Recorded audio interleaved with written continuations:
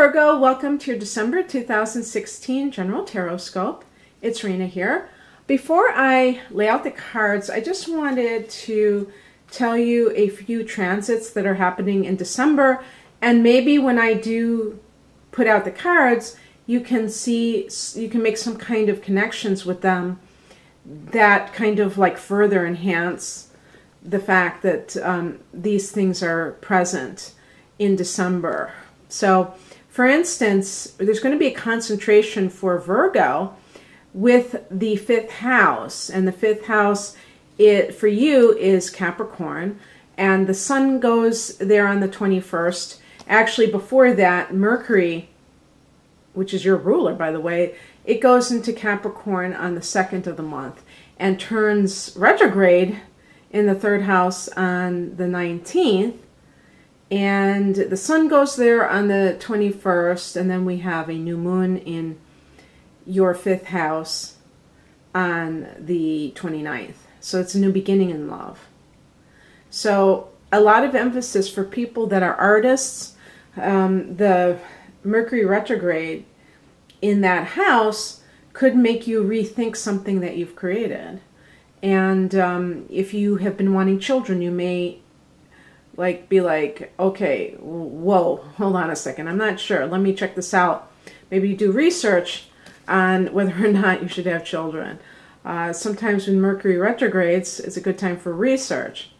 But if you have a home business, your own business, the fifth house also represents that. So you may have to kind of rethink something that you're doing in your business. So that's one thing, and that's a concentration of energy. For romance, it's very good, because obviously if you have a new moon there, and even having the sun there, the sun is such a vital force and, an overall general positive boost. And it also can be very warm, just kind of like good vibes, emphasizing a certain area. And I think it might be a very romantic time for Virgos. And then the other transits, here's another thing. You're going to have Venus in this house until the 7th of the month. And then it's going to go into Aquarius. And this will be your 6th house of health. And it's actually your natural house. Health, your workplace, it can be pets, So Venus in the 6th house can make you much more concerned about the connection between health and beauty. And you may invest in something that makes you feel healthy, because Venus can bring money or it can spend money. And in the 6th house, I could see some of you getting a Vitamix or dehydrator. I'm just thinking, because I have the moon in Virgo, I'm thinking of those things that I have bought that were like kind of big ticket items. And some of you may decide to do something like that, because the connection will be between being healthy, but also the luxury aspect. So when I think of those two things, I think of buying healthy items or healthy machines that make you feel better and also look better. So what else is happening? But here's the thing. Before Venus goes into that 6th house, it's going to be in the 5th house of romance for 1 week. So this, and obviously I'm recording this in November, so it's probably there as I record this in the 5th house. So in the sign of Capricorn. So that's very good for anything. If you're trying to attract a partner, you become more attractive.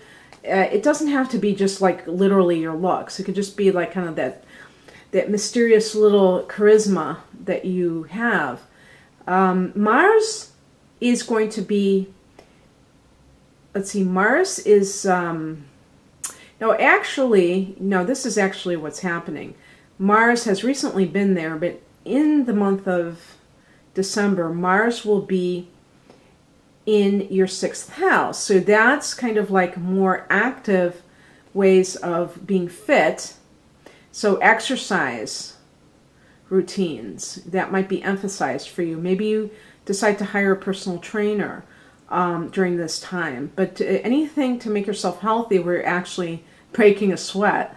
But it could have to do with you having some kind of conflict in your workplace too. So watch out for that. Now, then Mars is going into your 7th house of the committed partnership. So that can be a little bit tricky if you're married or, otherwise committed to somebody. Make sure you're not getting too argumentative and things like that. It just may mean that you're very active with your partner. Maybe, either physically, I was going to say, like the libido is represented by Mars. So it could be on that level, or physically, maybe you're traveling, maybe you're doing something, maybe you're doing an exercise routine with your partner. The other thing I wanted to tell you about is that there's going to be a full moon in Gemini. And this is going to be your 10th house of career. Or no, is it your 10th house? It has to be, yeah. And so that can be very good for being very ambitious, and being a go-getter. And so you may be just like really, going for it, whatever it is that you're doing. So, go for it, can be very successful for you in the long run if you have that drive and that determination. Okay, here I go. The card I always pick. And by the way, I've been joking about this card that I always pick, and I was just reading, yeah, this is a soulmate card, okay? So maybe that's why I keep picking it, because people are starting to meet their twin flames. Oh, speaking of twin flames, there's a spiritual card.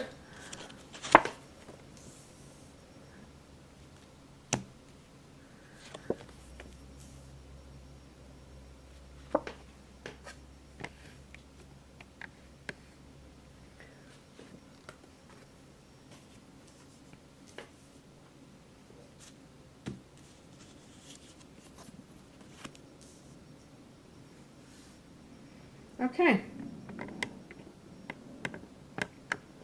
So as I said, the overall theme is the 6 of Cups, and this does sometimes relate to soulmates. I'm trying to think now. Yeah, well. And, the 6 of Cups, because this is a general reading, this may not apply to you romantically. This could be, I think, even something that you are doing, that you're going for, that you always wanted to do. And as I said, there's a lot of activity in your 5th house, and the 5th house can also be your home business. So you may have decided, I'm going to do something that's for me. I'm done doing a job that benefits somebody else more than it benefits me. In the past position, we get the High Priestess, and so perhaps you have tapped into that creativity, or that, I didn't mean.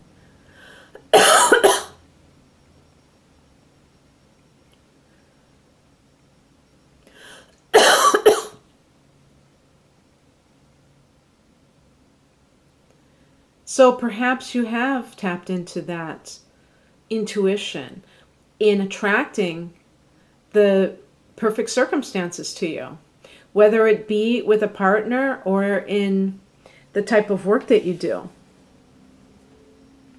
And so basically with the 6 of Cups, it's always like spoken of as a card of nostalgia, like you're looking backwards at a past idyllic situation. But I see it in a different light. I see it as somebody who is, it's more of idealistic to me than just kind of like reminiscing. And I think because childhood represents that idyllic time to, for a lot of us, that you can say,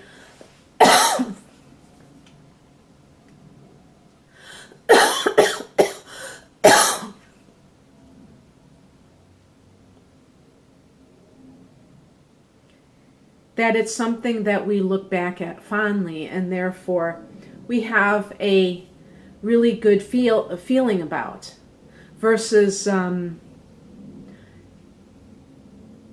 just kind of ruminating about the past. Because if you don't feel happy right now, if you think about the past, it's not necessarily going to make you feel better, right? So I think of this as a very positive card, and I think it's more about harnessing all of that feeling of potential or possibility that we have when we're children as an adult, and making those dreams come true that we've harbored, that we've held on to for many years.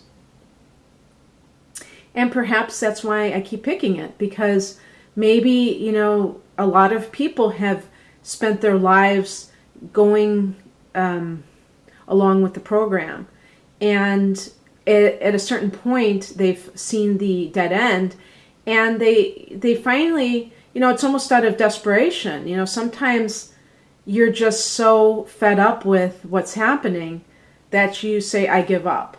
And that's cool, because as long as you're giving up trying to fit into some other paradigm. And when you say I give up, it can actually be the beginning of a new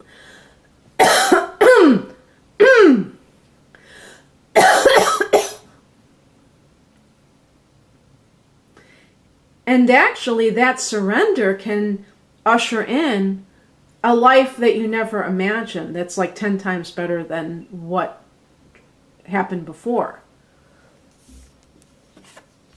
The higher message is the King of Swords. So this can be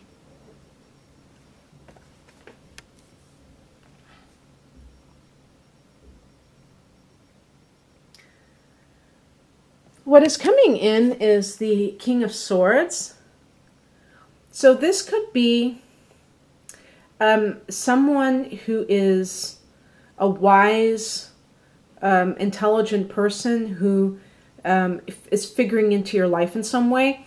I sometimes associate it with the legal profession, so judges. And so by extension, I might say that could be a judge, like a divorce case or something. So for some of you, maybe you've met your childhood, reconnected with your childhood sweetheart, and that's what the Six of Cups represents, because that's one of the possibilities.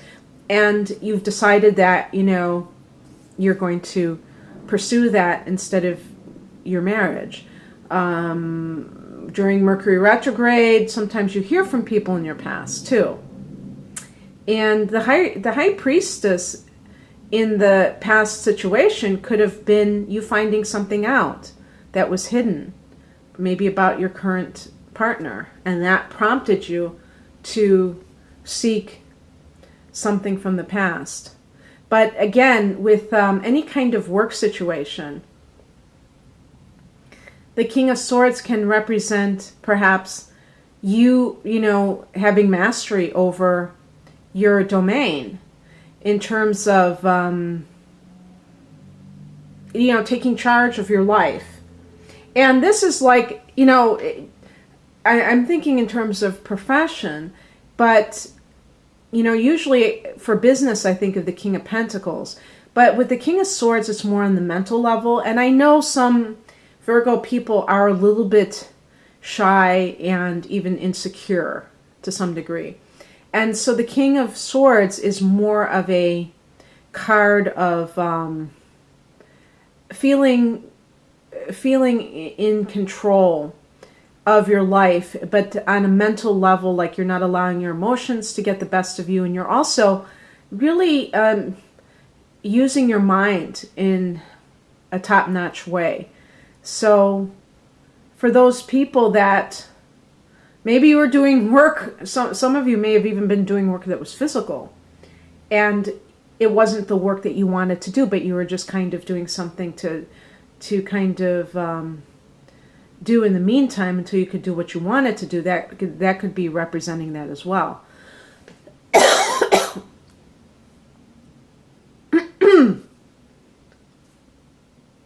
Virgo is ruled by Mercury, so a lot of you are very mental people, and I don't mean crazy. I mean, you're very, you can be intellectual, but there's always a groundedness about your intellectual pursuits. You always tend to learn things that are useful rather than just,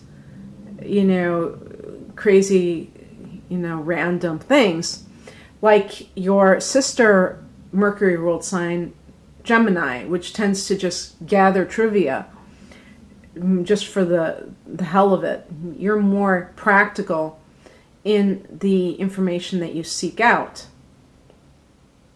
And therefore, you're of great assistance to other people because you can be very helpful.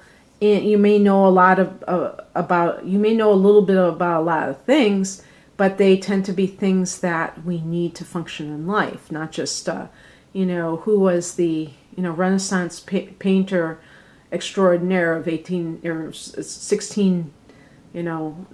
or something. I don't even know. Probably the Renaissance was in the 1500s. Oh well. In any case, that shows a sense of mastery or power, feeling of empowerment that you have coming in. The higher message is the Six of Pentacles. This is a card in the workplace, whether you have started your own business or not. This is a card of, see the scales of getting what you are worth. So you may have left a situation because you were tired of that kind of unfairness in the workplace. And in your personal life, the same thing. It's, are you somebody who tends to put more into a relationship than the other person? And the answer is probably yes, because Virgo is very servile. You tend to attend to the needs of other people. It's a sign of the servant. So, you might be the kind of person that you really, sincerely want to be of assistance and be of some kind of practical value to other people rather than just, the typical partner. You really like to help. And unfortunately, people who are generous, people who like to help others, they tend to attract, if they're not careful, takers. I don't believe in 50-50 relationships. I think that sometimes, one person is putting more into it than the other. But on the other hand, I also think that sometimes we have to have higher expectations of others and not just take what we get. So while I don't believe people should keep books on what they have done for other people and how the other person isn't, measuring up, I also think that you should always be aware of the dynamics of the relationship and make sure that you're not just kind of feeding this black void and the other person is just vacuuming it up, The card that crosses you is the Knight of Swords, so I'm reading this as reversed. And the Knight of Swords is somebody who is a very sharp, intellectual person. We got the King of Swords. We have 3 swords cards in this, and this relates to air signs. This may literally be an air sign who is problematic. Maybe it's the person in your past. So we're looking at Gemini, which is a high possibility, as I mentioned, ruled by Mercury. You would have something in common with Gemini over the other air signs. Libra, but Libra is adjacent to you, so you might be interested in them. Or Aquarius. And so this person may be coming back, trying to come back in.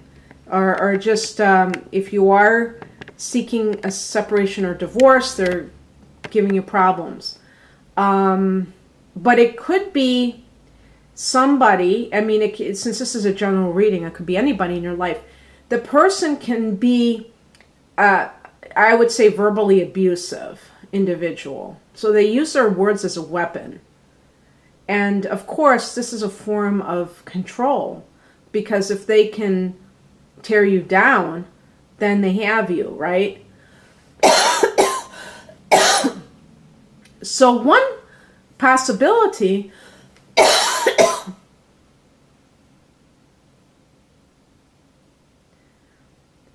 So one possible scenario is somebody who maybe you have broken up with and they are mad about it, and so they start to tear you down. And because you may be vulnerable, they may hit all the perfect points that make you question yourself. They've got you, and maybe you do start to doubt yourself, and maybe you're going along quite nicely, and then you kind of go into that rut. So forewarned is forearmed.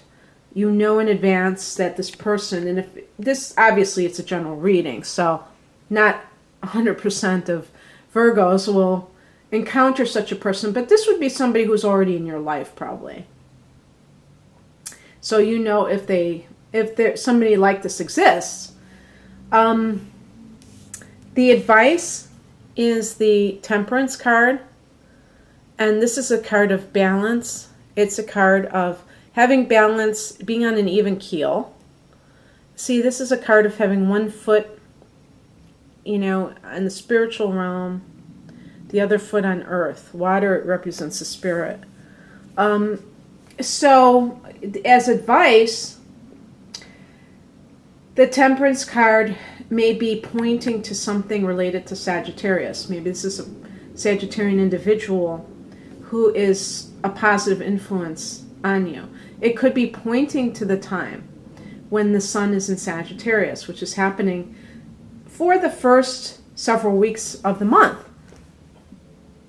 So if it's something that you need to do, maybe that will be the timing of it.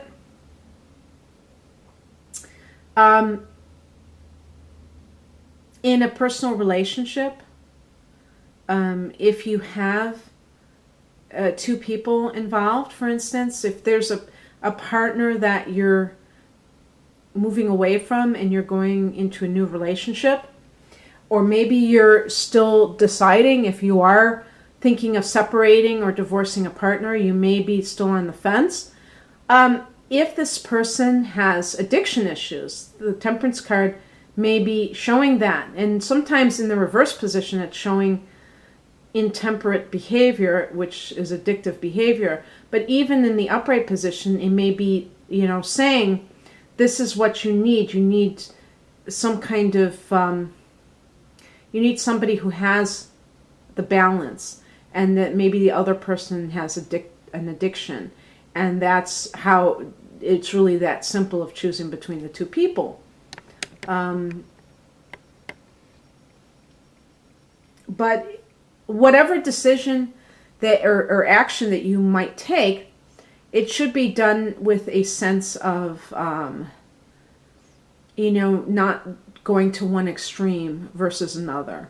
So, for instance, if you have met somebody from your past and you're a little bit kind of in that euphoric period, you may be uncharacteristically rash. Maybe you're thinking, oh my gosh, I have to move to a different city to live with this person. There's something just very sudden and what you normally wouldn't do, and it's asking for you to be more sober about this.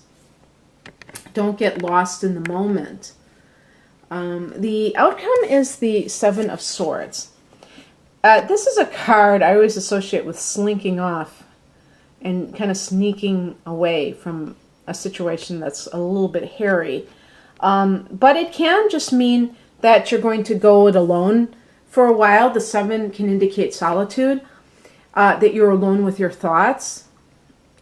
And that might point to a separation from a partner, but not necessarily just jumping into a new relationship. If you've kind of reunited with somebody, as the Six of Cups represents, or even met your soulmate, you may decide to just kind of take a breather and be alone before you go into anything else.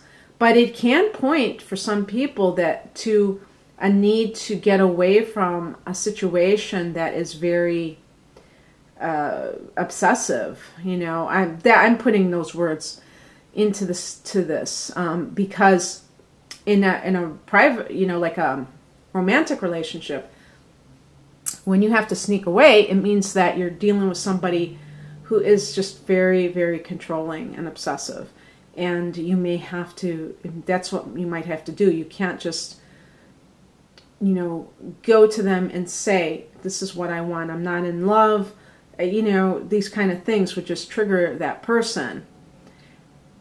And, people joke a lot about the word trigger, but there are people who do, because of their own, deep wounds, anything that's just is perceived as rejection is a total trigger for them, and they can go off into that very obsessive, controlling pattern when they fear that they are being rejected. So you have to kind of be very careful if you're dealing with somebody like that. But it could simply mean that some of you are going to be working behind the scenes. Hopefully it doesn't mean that you're going to be sneaking around on your current partner as a way of kind of enduring a marriage that is problematic. Because I said that you're going to have Mars in the 7th house.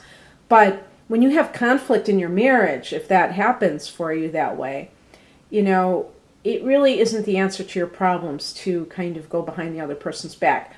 And I am saying this in part because I think it was Virgo where somebody said, cheating is never acceptable.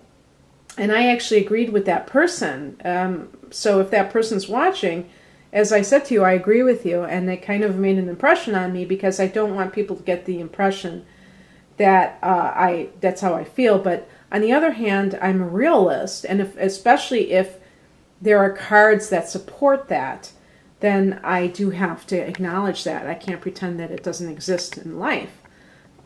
People do cheat, and they do it for a variety of reasons, don't they? Sometimes they don't want to do it. They feel like they're forced to do it. Now, that may just be what they tell themselves. But I do feel that we have to be respectful of our partner, even if the partner is a jerk. Being dishonest is really, it hurts yourself because it prevents you from being with the person that you really want to be with. But also, even if you disagree with your partner's behavior, I feel like we still owe them honesty, and as much as we can. Based on what they're willing to accept. Some people, they just don't like to hear the truth. So sometimes we do have to kind of go our own way and not really get into why we're doing so. So I realize that last card may be a little bit, I don't know if people are going to think that's a final card. So let me pick another card. Okay, Queen of Pentacles.